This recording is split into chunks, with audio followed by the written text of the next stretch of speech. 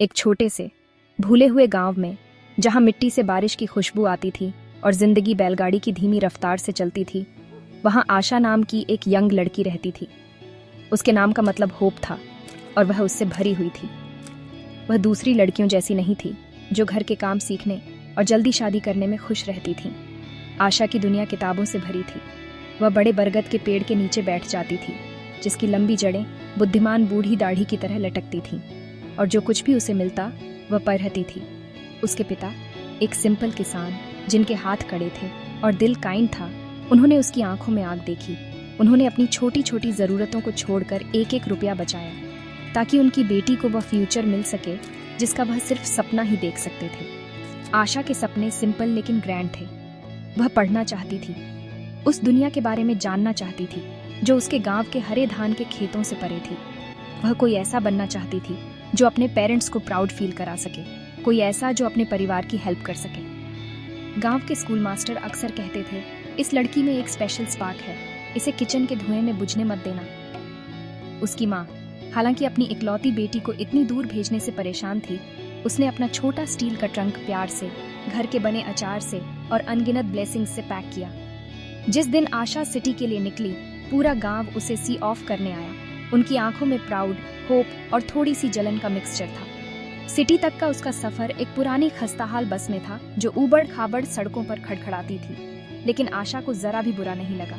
उसका चेहरा खिड़की से सटा हुआ था। वह हरे खेतों और छोटी छोटी झोपड़ियों की अपनी जानी पहचानी दुनिया को धीरे धीरे गायब होते देख रही थी। उसके दिल में उदासी और एक्साइटमेंट का एक अजीब सा मिक्सचर था। वह अपनी जानी पहचानी हर चीज पीछे छोड़ रही थी, लेकिन वह एक नई जिंदगी की ओर भी बढ़ रही थी, एक ऐसी जिंदगी जो पॉसिबिलिटीज से भरी थी। उसने अपने पिता के आखिरी वर्ड्स को अपने दिल के करीब रखा। बेटा, कभी मत भूलना कि तुम कौन हो और कहाँ से आई हो। ईमानदार रहना, हार्ड वर्क करना और भगवान हमेशा तुम्हारे साथ रहेंगे। ये वर्ड्स उसकी गाइडिंग लाइट बन गए। सिटी का सपना सिर्फ उसका अपना नहीं था, यह उसके पूरे परिवार का कलेक्टिव सपना था। यह उसके पिता का सपना था जो तेज धूप में मेहनत करते थे। उसकी माँ का सपना था जो उसकी सेफ्टी और सक्सेस के लिए दिन रात प्रे करती थी। आशा जानती थी कि वह अपने यंग कंधों पर एक हैवी रिस्पॉन्सिबिलिटी उठा रही थी। वह सिर्फ अपने लिए पढ़ने नहीं जा रही थी, वह उन सबके लिए एक नया फ्यूचर बनाने जा रही थी। इस थॉट ने उसे बहुत स्ट्रेंथ दी। जैसे जैसे बस आगे बढ़ती गई, उसे अपनी सिंपल लाइफ से और दूर ले जाती गई। आशा ने खुद से एक साइलेंट प्रॉमिस किया कि वह कभी कभी भी गिव अप नहीं करेगी, चाहे कुछ भी हो जाए। जब आशा पहली बार सिटी में आई तो वह पूरी तरह से मंत्रमुग्ध हो गई। यह एक ऐसी दुनिया थी जिसे उसने सिर्फ पिक्चर्स और पुराने अखबारों में देखा था। बिल्डिंग्स इतनी लंबी थीं कि वे बादलों से बातें करती हुई लगती थीं। सड़कें चौड़ी और ब्लैक थीं। उनमें इतनी कारें थीं जितनी उसने अपनी पूरी लाइफ में नहीं देखी थी। हर जगह ब्राइट लाइट्स चमक रही थीं, दिन में भी, जिससे सिटी एक कभी न खत्म होने वाले फेस्टिवल जैसी लगती थी। एक शांत गांव की एक सिंपल लड़की के लिए यह एक मैजिकल नजारा था। ट्रैफिक का लगातार शोर, लोगों की भीड़ और हर चीज का बड़ा स्केल ओवरवेलमिंग था, लेकिन बहुत एक्साइटिंग तरीके से। उसने खुद से सोचा, यही वो जगह है जहां सपने सच होते हैं। उसके पेरेंट्स ने उसके लिए एक वीमेन हॉस्टल में रहने का अरेंजमेंट किया था। बिल्डिंग बड़ी और साफ थी, उसकी छोटी मिट्टी की झोपड़ी से बिल्कुल अलग दुनिया। जब वह अपने रूम में गई, जिसे उसे 2 और लड़कियों के साथ शेयर करना था, तो उसे प्राउड फील हुआ। सिटी उसकी हॉस्टल की खिड़की से ब्यूटीफुल दिखती थी। उसने फैशनेबल कपड़ों में लोगों को देखा, तेज और अलग लैंग्वेज में हंसते और बात करते हुए। आशा को लगा कि वह जल्द ही कई दोस्त बनाएगी और उसकी लाइफ वैसी ही होगी जैसी उसने कहानियों में पिया रही थी। उन पहले कुछ दिनों में सिटी एक ब्यूटीफुल, शाइनी ऑन ऑब्जेक्ट थी और वह एक टॉय शॉप में बच्चे की तरह थी, वंडर और ओवन से भरी हुई। कॉलेज कैंपस और भी इम्प्रेसिव था। ये बड़े बिल्डिंग्स, एक ह्यूज लाइब्रेरी और एक कैंटीन के साथ एक फैला हुआ एरिया था जो हमेशा स्टूडेंट से भरा रहता था। आशा को अपने पहले दिन रियर की हड्डी में एक सिहरन महसूस हुई।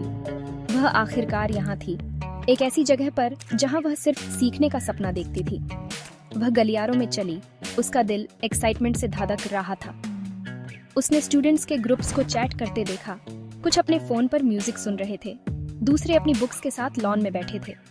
सब कुछ इतना मॉडर्न और एडवांस्ड लग रहा था। उसे अपनी सिंपल सलवार कमीज में थोड़ा आउट ऑफ प्लेस लगा, लेकिन उसे यकीन था कि समय के साथ वह पूरी तरह से फिट हो जाएगी। हालांकि सिटी की यह ब्यूटीफुल पिक्चर डेजर्ट में एक मिराज की तरह थी। यह दूर से परफेक्ट दिखती थी, लेकिन जैसे जैसे वह करीब आती गई, रियलिटी अपनी दरारें दिखाने लगी। जो सिटी इतनी वेलकमिंग और लाइफ से भरी लगती थी, वह एक ऐसी जगह भी थी जहां बहुत अकेलापन हो सकता था। इनिशियल एक्साइटमेंट फीका पड़ने लगा। उसकी जगह एक बढ़ती हुई अवेयरनेस ने ले ली कि यह शाइनी फास्ट पेस्ड वर्ल्ड उतना सिंपल नहीं था जितना दिखता था। माया ब्यूटीफुल थी जब तक वह थी, लेकिन आशा यह सीखने वाली थी कि सिटी के चमकते फैकेट के पीछे एक बहुत अलग और ज्यादा हार्ड ट्रुथ था। अकेलेपन का एहसास सबसे पहले आशा को लगा, और यह उसे बहुत जोर से लगा। अपने गांव में वह कभी अकेली नहीं थी। हमेशा कोई पड़ोसी बात करने वाला होता था, कोई मौसी जिसके साथ एक कप चाय शेयर की जा सके, या गली में बच्चे खेलते रहते थे। लेकिन हॉस्टल में वह लोगों से घिरी हुई थी, फिर भी वह पूरी तरह से अकेली महसूस करती थी। उसके रूममेट्स अपनी लाइफ, अपने दोस्तों और अपने सिटी के तरीकों में बिजी थे। वे एक स्लैंग भरी इंग्लिश में बात करते थे जिसे वह समझ नहीं पाती थी। वे ऐसा म्यूजिक सुनते थे जो उसने कभी नहीं सुना था। वे उसके सिंपल कपड़ों और गांव के एक्सेंट को एक तरह के अम्यूजमेंट से देखते थे, जिससे उसे छोटा और इनविजिबल फील होता था। कॉलेज, जो कभी इतना एक्साइटिंग लगता था, जल्द ही रोजाना के स्ट्रगल की जगह बन गया। कुछ स्टूडेंट्स उसका मजाक उड़ाते थे जब उसे इंग्लिश में बात करने में दिक्कत होती थी। वे उसके ट्रेडिशनल कपड़ों और उसके ओनिल्ड छोटी वाले बालों पर हंसते थे। देखो बहन जी, वे उसके पास से गुजरते हुए फुसफुसाते थे। ये वर्ड्स छोटे नुकीले पत्थरों की तरह थे जो उस पर फेंके जाते थे। आशा ने फ्रेंडली होने की कोशिश की, लोगों को देखकर मुस्कुराने की कोशिश की, लेकिन उनमें से ज्यादातर उसे इग्नोर कर देते थे। वह अक्सर लाइब्रेरी के एक शांत कोने में अपना लंच अकेले खाती थी, अपने आंसुओं को एक मोटी किताब के पन्नों के पीछे छिपाती थी। उसे एहसास हुआ कि सिटी किसी ऐसे व्यक्ति के लिए काइंड जगह नहीं थी जो अलग था। उसकी फाइनेंशियल स्ट्रगल्स ने उसकी परेशानी और बढ़ा दी। उसके पिता द्वारा भेजे गए पैसे उसके कॉलेज की फीस और हॉस्टल के रेंट को कवर करने के लिए मुश्किल से काफी थे। उसे अपना सपोर्ट करने के लिए एक पार्ट टाइम जॉब ढूंढने की जरूरत थी। जॉब की तलाश एक और दिल तोड़ने वाला एक्सपीरियंस था। वह दुकान दुकान, ऑफिस घूमती रही, लेकिन उसे हर जगह से मना कर दिया गया।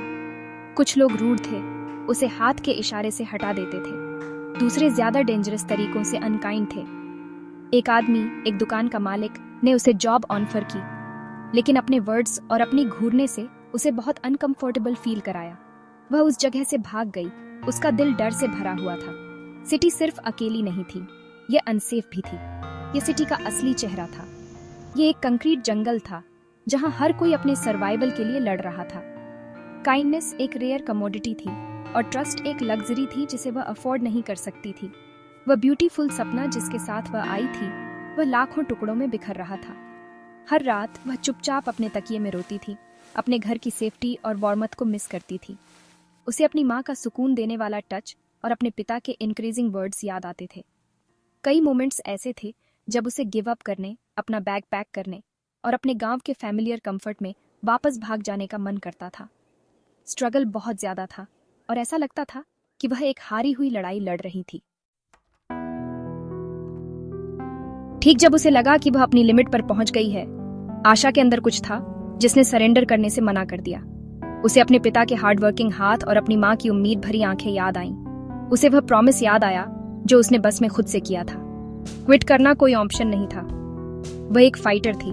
नए डिटर्मिनेशन के साथ उसने अपने आंसू पोंछे और पलटवार करने का फैसला किया। उसने खुद से कहा कि सिटी क्रूअल हो सकती है, लेकिन वह उसकी स्पिरिट को नहीं तोड़ सकती। यह उसकी लड़ाई थी, उसकी सपनों की जंग, उसके सपनों के लिए लड़ाई, और वह इतनी आसानी से हार मानने वाली नहीं थी। उसे सरवाइव करने का एक तरीका ढूंढना था और वह ढूंढेगी। उसकी परसिस्टेंस आखिरकार रंग लाई। कई रिजेक्शंस के बाद उसे अपने हॉस्टल के पास एक छोटी सी ईटरी में एक छोटी सी जॉब मिल गई। शाम को बर्तन धोना और सब्जियां काटना। सैलरी बहुत कम थी, लेकिन यह एक ईमानदार काम था। इसका मतलब था कि उसके पास खुद के लिए और भी कम टाइम था, लेकिन इससे उसे इंडिपेंडेंस का एहसास भी हुआ।